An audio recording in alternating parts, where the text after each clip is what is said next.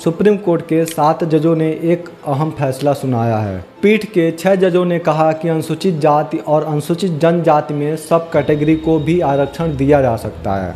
इसका मतलब यह है, अगर किसी राज्य में 15% आरक्षण अनुसूचित जातियों के लिए है तो उस 15% के अंतर्गत वह कुछ अनुसूचित जातियों के लिए आरक्षण तय कर सकते हैं।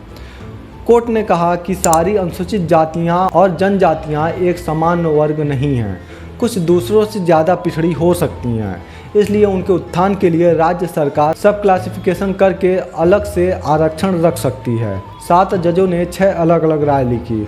विशेषज्ञों का मानना है कि आरक्षण के हिस्से में यह एक बहुत बड़ा फैसला है जिसके कई राजनीतिक प्रभाव दिखेंगे। 1975 में पंजाब सरकार ने अनुसूचित जाति की नौकरी और कॉलेज के आरक्षण में 25% वाल्मीकि और मजहबी सिख जातियों के लिए निर्धारित किया था। इसे 2006 में खारिज कर दिया।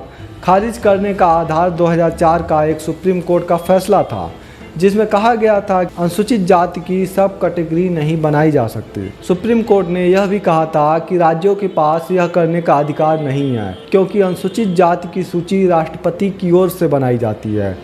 आंध्र प्रदेश में भी पंजाब जैसा एक कानून बनाया गया था जिसे सुप्रीम कोर्ट ने अवैध करार दे दिया।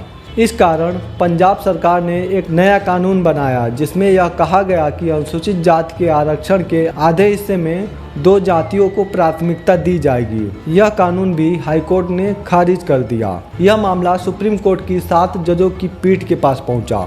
1 अगस्त के फैसले ने 2004 के सुप्रीम कोर्ट के निर्णय को पलट दिया। चीफ जस्टिस DY चंद्रचूड़ ने अपने और जस्टिस मनोज मिश्रा के फैसले में कहा कि अनुसूचित जाति एक समान वर्ग नहीं है। उन्होंने लिखा कि कुछ जातियां जैसे जो सीवर की सफाई करते हैं वो बाकियों से ज़्यादा पिछड़ी रहती हैं, जैसे जो बुनकर का काम करते हैं, जबकि दोनों ही अनुसूचित जाति में आते हैं और छुआछूत से जूझते हैं। उन्होंने यह भी कहा कि सब क्लासिफिकेशन का निर्णय आंकड़ों के आधार पर होना चाहिए, न कि राजनीतिक लाभ के लिए। सरकारों को यह दिखाना होगा कि क्या पिछड़ेपन के कारण किसी जाति का सरकार के कार्य में पर्याप्त प्रतिनिधित्व नहीं है।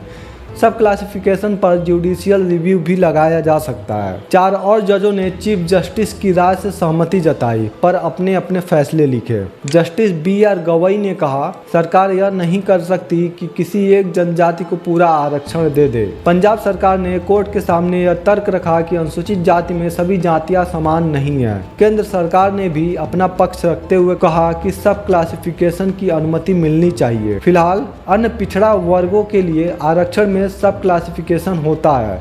अब ऐसा ही सब क्लासिफिकेशन अनुसूचित जाति और जनजातियों में भी देखने को मिलेगा। हालांकि इसके लिए राज्यों को पर्याप्त आंकड़े पेश करने होंगे। ऐसा कई बार हुआ है कि कोर्ट ने सरकार के ठीक से आंकड़ा इकट्ठा नहीं करने की बात कहते हुए आरक्षण को खारिज कर दिया है। कोर्ट के 4 जजों ने अनुसूचित जाति और जनजाति में क्रीमी लेयर पर भी अपने विचार रखे। क्रीमी लेयर का मतलब यह है कि वो वर्ग जो आर्थिक और सामाजिक रूप से विकसित हैं और वह आरक्षण का उपयोग नहीं कर सकते। जस्टिस BR गवई ने कहा कि अन्य पिछड़े वर्ग आरक्षण जैसे अनुसूचित जाति और जनजाति में भी क्रीमी लेयर आना चाहिए, पर उन्होंने यह नहीं कहा कि क्रीमी लेयर कैसे निर्धारित किया जाएगा। इस पर 2 और जजों ने सहमति जताई। वहीं जस्टिस पंकज मित्तल ने कहा कि अगर एक पीढ़ी आरक्षण लेकर समाज में आगे बढ़ गई तो आगे वाली पीढ़ियों को आरक्षण नहीं मिलना चाहिए। हालांकि यह बस जजों की टिप्पणी थी और भविष्य के मुकदमों पर बाध्य नहीं होगी। यह कुछ ऐसे पहलू थे जो सीधे तौर पर कोर्ट या राज्यों द्वारा बनाए गए कानून से जुड़े थे। हम आरक्षण के मुद्दे पर ही कुछ और भी वीडियो लाएंगे जिनमें कुछ मुख्य मुद्दों पर बात की जाएगी, जैसे SC और ST का वर्गीकरण कैसे और किस आधार पर किया जाएगा। SC और ST में क्रीमी लेयर किसे माना जाएगा। क्या किसी एक व्यक्ति को आरक्षण मिल गया तो उसके बच्चे को आरक्षण नहीं मिलेगा। क्या कोई राज्य इसका राजनीतिक फायदा उठा सकता है।